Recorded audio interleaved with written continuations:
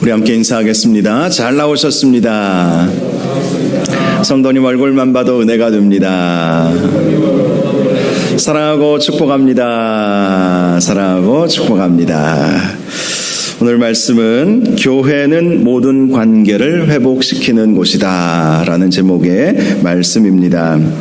미국 카네기 연구소에서 조사한 바에 의하면 성공한 사람들 중에 15%는 자신의 기술과 지식에 의한 것이었다, 이렇게 말을 하고 있습니다. 15%만이 자신의 능력, 기술, 지식 이런 것으로 성공할 수 있었다는 것이죠. 그렇다면 나머지 85%는 어떻게 해서 성공할 수 있었을까요? 카네기 연구소에서 조사한 결과에 의하면 사람들과 좋은 관계를 갖는 능력이 그들을 성공에 이르게 했다라고 발표를 한 것입니다.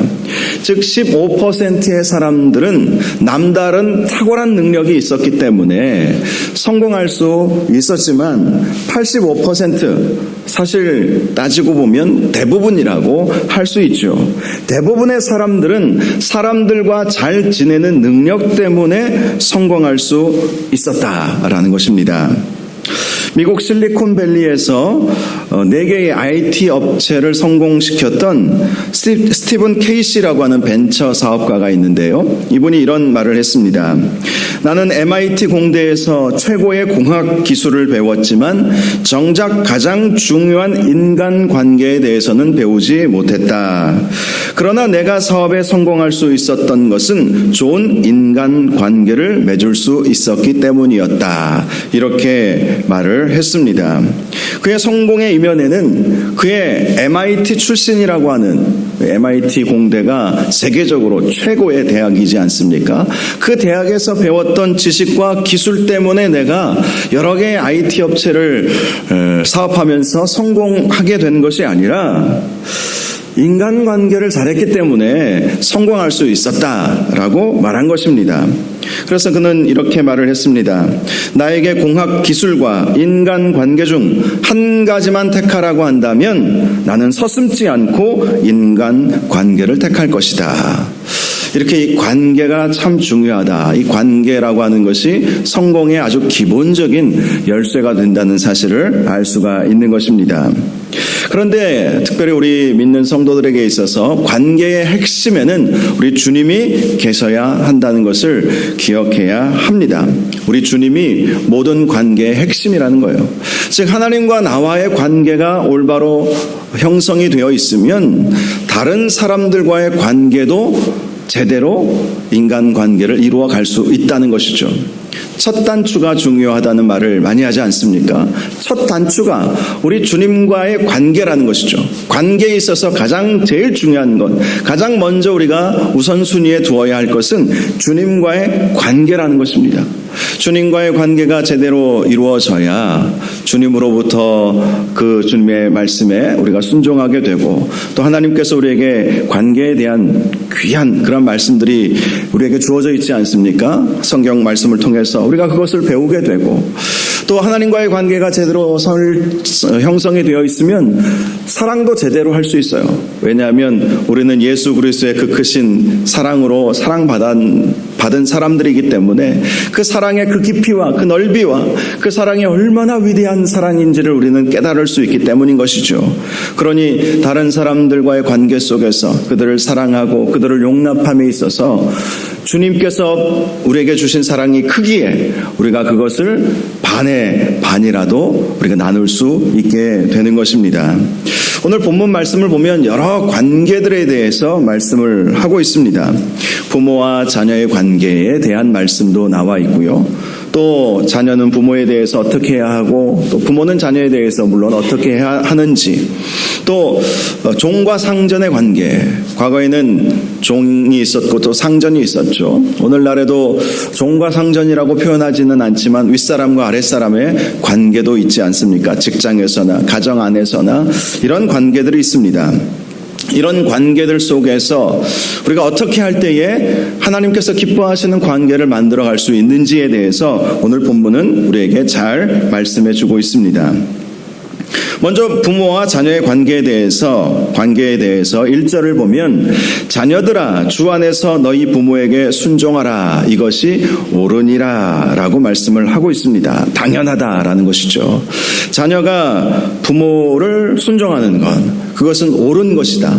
하나님께서 보시기에 옳은 것, 기뻐하실 만한 일임을 말씀하고 있습니다.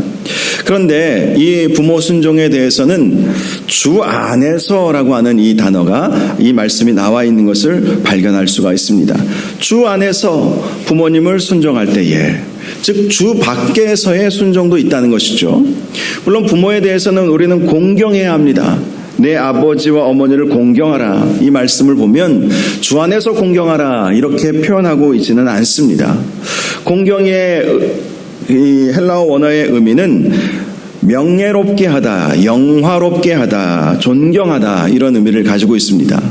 즉 부모님이 주 안에 계시든 주 안에서 계시지 않든 자녀들은 부모님을 영화롭게 하고 명예롭게 하고 부모를 존경해야 할 필요가 있는 것이죠. 설령 부모님이 예수님을 믿지 않는다 할지라도 자녀로서 부모에 대한 도리를 다 해야 하는 것입니다. 낳아주시고 길러주시고 또 우리의 모든 필요들을 채우려고 부족하지만 물심양면 노력해 오셨던 그 부모님의 은혜를 생각하고 그 부모님을 공경하는 것, 부모님을 영화롭게 명예롭게 해드리는 것, 존경하는 것, 그것은 정말 우리가 잊지 말아야 할 일이라는 것입니다. 그런데 이런 생각을 해봅니다. 부모님을 가장 명예롭게 해드리는 방법이 무엇일까? 좋은 옷을 사드리는 것, 좋은 가방을 사드리는 것, 좋은 차를 사드리는 것, 물론 그것들도 필요하겠죠. 그러나 가장 부모님을 존귀하게 해드리는 것, 영화롭게 해드리는 것은 부모님이 예수 잘 믿고 천국 가시도록 하는 것. 그것이야말로 가장 부모님을 영화롭게 하는 것이지 않겠습니까? 이 세상에서 부모님에게 효도한다고 아무리 용돈 많이 갖다 드려도 부모님이 예수 믿지 않고 돌아가시면 그 이유는 우리가 다 알고 있지 않습니까? 부모님을 가장 영화롭고 명예롭게 해드리는 방법은 우리가 부모님을 예수 믿도록, 그래서 부모님을 위해서 기도하고 전도하고 그러한 일들을 우리가 해야 하는 것이죠. 특별히 우리는 부모님을 주 안에서 순종해야 합니다. 주님의 말씀이기에 순종해야 하는 것이고 예수님을 잘 믿을 수 있도록 그렇게 해드리는 것이 되어야 한다는 것이죠. 부모 순종도 주님이 중심이 되어야 한다는 것입니다. 모든 관계의 핵심은 예수 그리스도. 우리가 부모님을 순종하고 공경할 때에도 그 중심에는 예수 그리스도가 계셔야 한다. 그것이 부모님을 제대로 공경하는 것이고 부모님을 주 안에서 순종하는 것이다. 이렇게 말씀을 하고 있는 것입니다. 두 번째는 4절을 보면 부모들은 자녀들을 노엽게 하지 말고 오직 주의 교훈과 훈계로 양육해야 한다라고 말씀을 하고 있습니다. 주의 교훈과 훈계로 양육하라라고 하는 것은 부모의 경험과 지식으로 하지 말라라는 것이죠. 물론 부모님이 자녀들보다 더 오래 세상을 살았기 때문에 자녀들보다 더 많은 경험을 가지고 있고 또 지혜도 분명히 더 많이 가지고 있을 수도 있습니다. 그러나 그러한 지혜와 지식은 한계가 분명히 있죠. 그래서 하나님은 말씀하시기를 부모는 자녀들에게 주의 교훈과 훈계로 양육해야 한다라는 것입니다. 어찌 보면 주의 교훈과 훈계로 양육할 때 자녀들이 잔소리로 들을 수도 있습니다. 그러나 나중에라도 깨달을 때가 옵니다. 그 주의 말씀으로 자녀들을 양육하고 훈계할 때에 당장은 듣기 싫은 소리라고 자녀들이 귀를 닫는다 할지라도 언젠가는 깨달을 때가 오게 되죠. 그 선포된 그 말씀은 살아있기 때문에 그 살아있는 그 하나님의 말씀이 자녀들의 심령 가운데 살아 역사하시기 때문인 것입니다. 그래서 어떠한 경우에라도 부모는 자녀들에게 주의 말씀으로 교훈하고 훈계 훈계해야 합니다. 물론 예수 믿는 부모가 자녀들이 아무리 장성을 했어도 주의 말씀과 훈계로 교훈하고 양육하는 일은 분명히 하죠. 그러나 적극성을 가질 필요가 분명히 있습니다. 우리가 창세기 말씀을 통해서 살펴보고 있는 이삭과 리브가의 경우도 그렇지 않을까라는 생각을 합니다. 이삭과 리브가가 에서와 야곱에게 주의 말씀으로 훈계하고 교훈하지 않았겠습니까? 분명히 했을 거예요. 성경에는 구체적으로 나와 있지 않지만 하나님을 믿는 이삭과 리브가가 에서와 야곱에게 주의 말씀으로 양육하고 훈계하고 교훈하는 일들 분명히 했을 것입니다. 그런데 아쉬운 점이 있죠. 적극성이 없었다는 것이죠. 적극적으로 해야 할 필요가 있다는 것입니다. 적극적으로 하지 않았기에 결국 에서는 하나님의 믿음의 계보를 형성해 나가는 것이 얼마나 중요한가 그것을 놓쳐버리지 않았습니까? 믿음의 계보를 이어간다는 그것은 돈 주고도 살 수 없는 너무나도 귀한 일이었습니다. 에서에게 그 믿음의 계보가 흘러가야 마땅한 일이었습니다. 하지만 에서는 그 장자의 권세를 하찮게 여겨버리고 있다는 것을 성경을 통해서 보게 되죠. 이삭과 리브가가 적극적으로 너는 믿음의 계보를 이어가야 한다. 아브람, 이삭 이후에 이어져 가야 할 그 믿음의 계보를 너는 꼭 지켜내야 한다. 적극적으로 이삭과 리브가가 그렇게 교훈하고 훈계했다면 에서가 헷 족속의 여인들과 결혼을 하고 아버지와 어머니의 영혼의 괴로움을 주는 그러한 일들은 하지 않았을 것입니다. 야곱도 마찬가지이죠. 여러분, 아버지를 속인다. 아버지를 속여서 장자의 복을 가로챈다는 것은 세상에서 볼 때도 있을 수 없는 일이지 않습니까? 그런데 태연하게 그 일을 하는 거예요. 아무런 거리낌이 없이 그 일을 하는 거예요. 물론 어머니가 적극적으로 도와주었기 때문에 담대함으로 하기는 했지만 야곱이 어머니에게서 아버지에게서 적극적으로 하나님의 말씀을 통해서 교훈받았다면 아버지를 속이고 형을 속여서 장자의 축복을 뺏는 것은 옳은 일이 아니다. 하나님께서 정말 원하신다면 형은 자격이 없는 것처럼 야곱도 보였겠죠. 그렇다면 내가 하나님 앞에 진실된 모습으로 살아간다면 하나님께서는 자연스럽게 나에게 이 장자의 계보가 이어질 수 있도록 하실 것이다. 그리고 하나님은 그렇게도 분명히 하셨을 거예요. 그런데 야곱은 이삭과 리브가를 통해서 주의 말씀으로 훈계와 양육을 받지 못한 것이죠. 그러니 아버지를 속이는 것을 거리낌 없이 행했던 것입니다. 형을 속이고 아버지를 속여서 장자의 복을 가로채 버렸던 것이죠. 그 대가는 굉장히 컸죠. 야곱은 잠시 형의 눈을 피해서 바단 아람으로 피해가 있으면 금방 어머니께서 사람들을 보내서 자기를 고향 땅으로 가나안으로 불러주실 줄 알았는데 그러지 못했던 거예요. 야곱은 어머니를 너무나도 끔찍히 사랑했습니다. 물론 리브가도 야곱을 편애했죠. 리브가 입장에서는 자식을 멀리 잠시 떠나보내면 곧 얼마 되지 않아서 다시 불러들일 수 있을 것이라고 기대했을 것입니다. 그런데 그 이후에 리브가와 야곱은 다시는 만나지 못하게 되었던 것입니다. 또 야곱도 외삼촌 라반의 집에서 20년간 지질이 고생하고 그렇게 돌아오게 되었던 것이죠. 그 대가가 너무나도 컸던 것입니다. 여러분, 자녀를 양육할 때에 우리는 주의 말씀과 훈계로 적극성을 가지고 해야 하는 것이죠. 비록 자녀들이 듣기 싫어한다 할지라도 선포하시기 바랍니다. 부모의 말씀은 선포할 때에 능력이 임하게 되어 있는 거예요.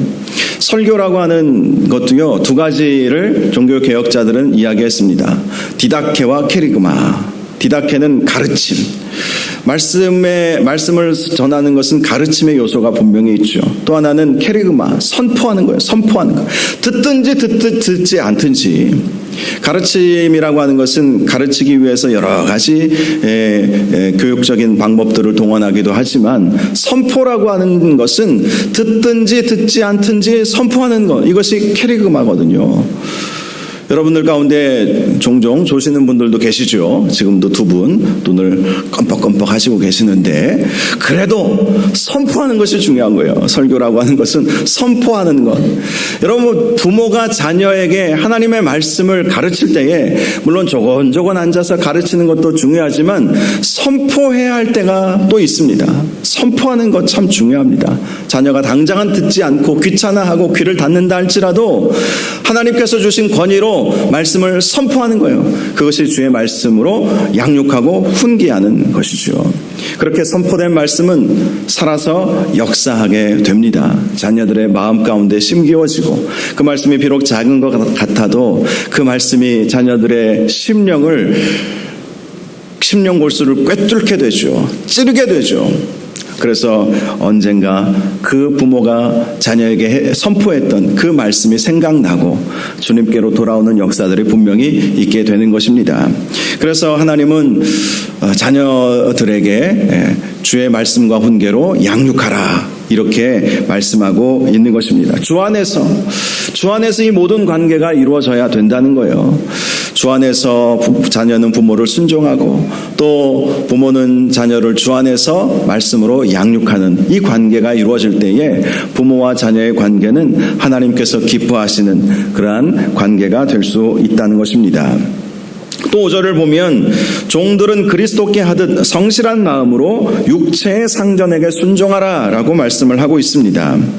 6절을 보면 눈가림만 하여 사람을 기쁘게 하는 자처럼 하지 말고 그리스도의 종들처럼 마음으로 하나님의 뜻을 행하라 라고 말씀을 하고 있습니다. 그리스도를 섬기듯이 종들은 상전을 섬길 수 있어야 한다. 아랫사람은 윗사람을 섬길 수 있어야 한다라는 것입니다. 직장 안에서도 부하 직원이 있고 또 상사가 있지 않습니까? 부하 직원은 상사를 주님 섬기듯이 그렇게 섬길 수 있어야 한다라는 것입니다. 7절에도 기쁜 마음으로 섬기기를 죽게 하듯 하고 사람들에게 하듯 하지 말라라고 말씀을 하고 있습니다. 사람들에게 하듯 하지 말라라는 것은 사람 눈치 보면서 하지 말라라는 것이죠. 그 사람의 높은 지위 때문에 어쩔 수 없이 순종하는 것이 아니라, 우리가 하나님의 자녀로서 그리스도를 섬기는 것은 당연하지 않습니까? 그 마음으로 높은 사람들을 섬길 수 있어야 한다는 것입니다. 그럴 때 하나님을 기쁘시게 해드릴 수 있게 되는 것이고, 바로 그것이 하나님의 뜻을 이루게 되는 길이라고 말씀하고 있습니다.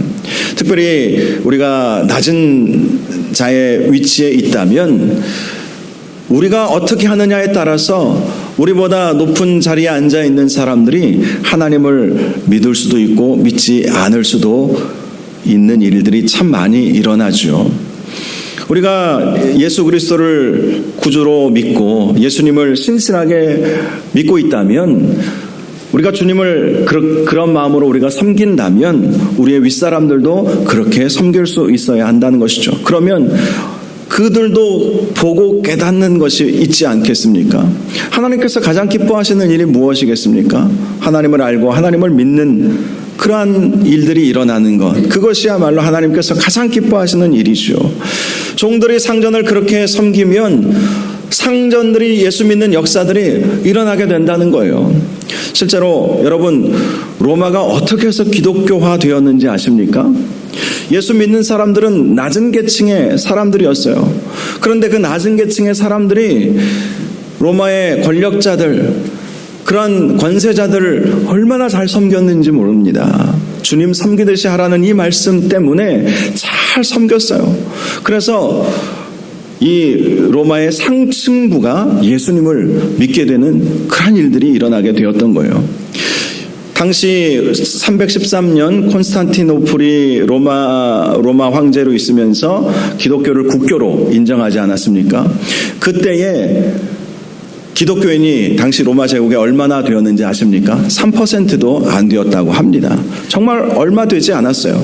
그런데 귀족 사회에 예수 믿는 사람들이 들어가다 보니까 그 예수 믿는 사람들이 권세자들이었기 때문에 로마가 기독교를 국교로 인정하게 되는 놀라운 기적의 역사가 일어나게 되었던 것이죠.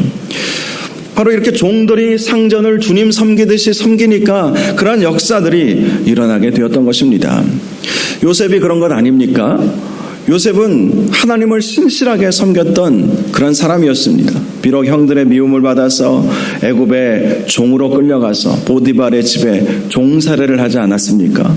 그런데 요셉은 보디발과 또 보디발의 아내를 정말 하나님 섬기듯이 그렇게 잘 섬겼어요. 그러니까 영향을 받을 수밖에 없죠.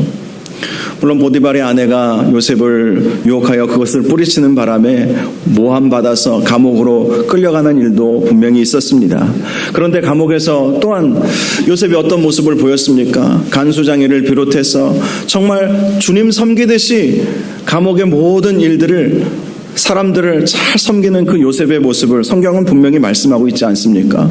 그 모습으로 인해서 간수장이들이 다 요셉을 신뢰하고 요셉이 하는 모든 일들은 전혀 건드리지 않고 전폭적으로 죄수를 간수들이 신뢰하는 일이 있게 되었죠.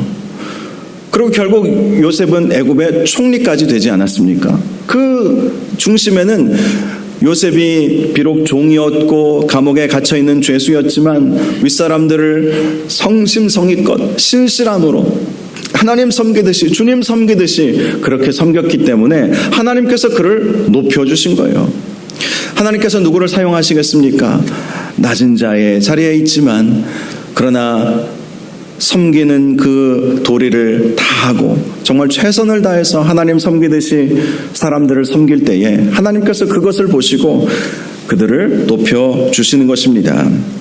우리도 그러한 모습을 가질 때 하나님께서 우리를 높여주신다는 사실을 꼭 기억하시기 바랍니다. 종은 평생 종이다. 그것이 아닙니다.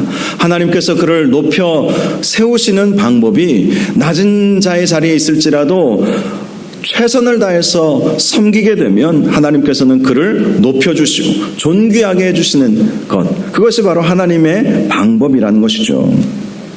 8절을 보면 무슨 선을 행하든지 종이나 자유인이나 주께로부터 그대로 받은 줄을 알미라 라고 말씀을 하고 있습니다. 그대로 받는다.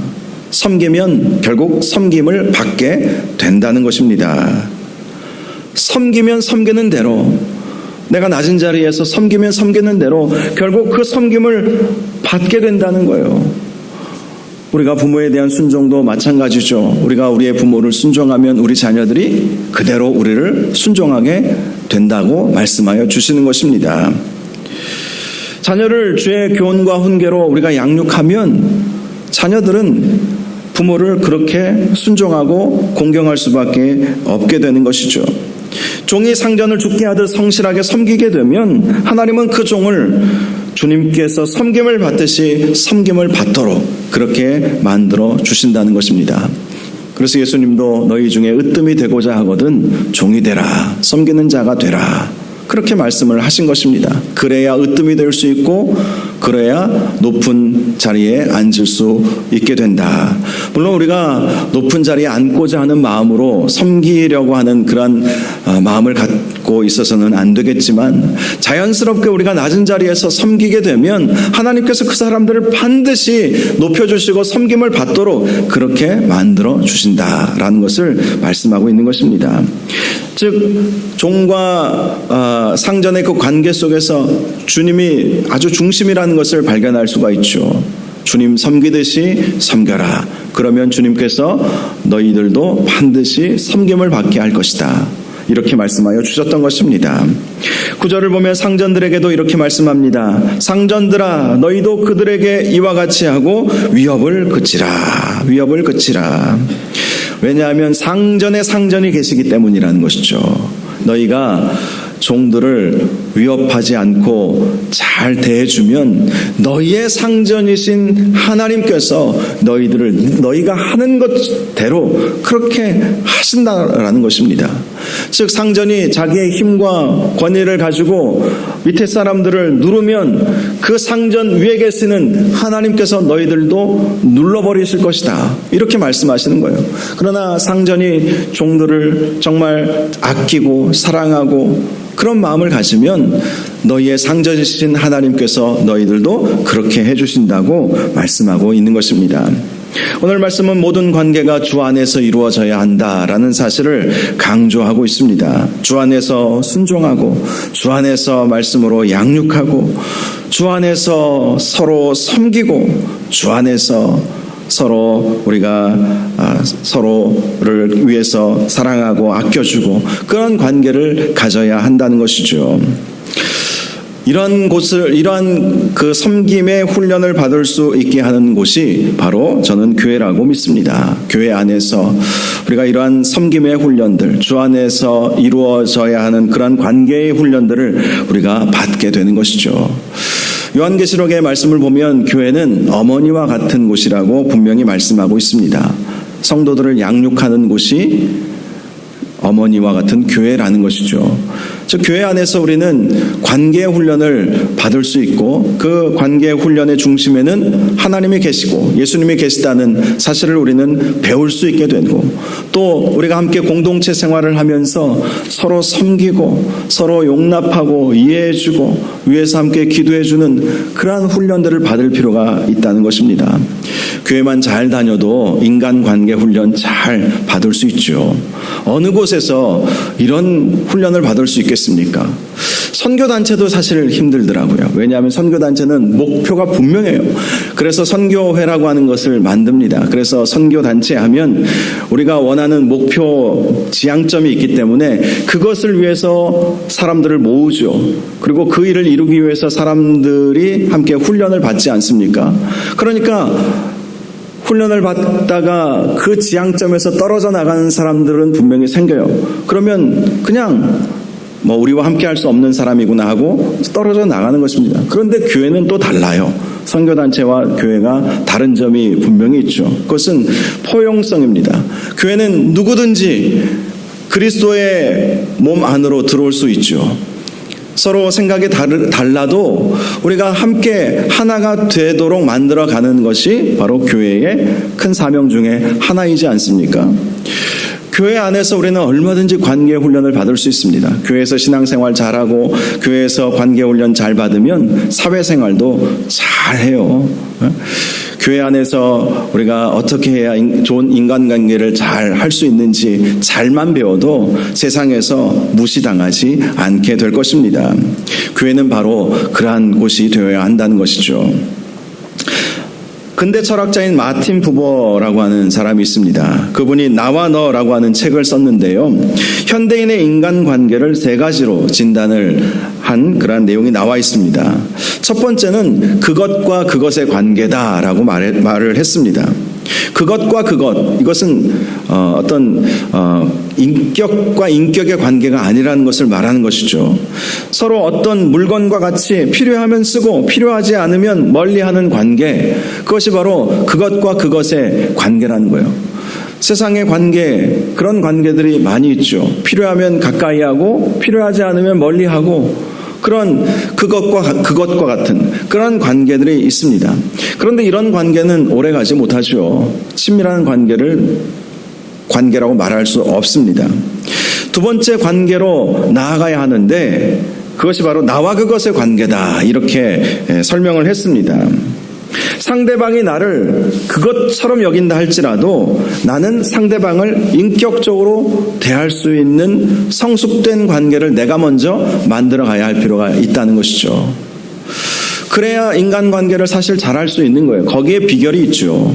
상대방이 나를 그것 취급한다 할지라도 나는 상대방을 인격적으로 당신은 그것이 아니라 당신은 또 하나의 인격이다, 존귀하게 여겨주는 것, 이것이 그리스도인으로서 가져야 하는 그러한 관계이죠. 그런데 우리 인간은 한계가 있기 때문에 상대방이 끝까지 우리를 그것 취급해버리면 그 관계는 더 깊어질 수 없지 않겠습니까? 그래서 가장 발전된 관계는 나와 너의 관계다, 이렇게 설명을 했습니다. 내가 상대방을 인격적으로 대하고 상대방도 나를 인격적으로 대할 때에 그것이 진정한 관계, 나와 너의 관계, 가족과 같은 그런 관계가 된다라는 것을 말해주는 것입니다. 앞에서 제가 말씀드렸던 많은 성공한 사람들, 자기들이 가지고 있는 지식과 기술로 15%의 성공을 이루는 사람들이 있었지만 대부분의 사람들이 성공할 수 있었던 것은 이들이 바로 나와 너의 관계를 만들어갔기 때문이죠. 서로 인격적인 관계를 만들어가고 한 가족과 같은 관계를 만들어가다 보니까 서로 필요할 때 써먹고 필요 없으면 내뱉어버리는 그런 관계가 형성이 안 되는 것이죠. 직장 다니는 이 회사원이 사장님이나 회장을 보면서 나에게 월급 주는 그런 존재다라고만 인식하면 나와 너와의 관계가 아니죠.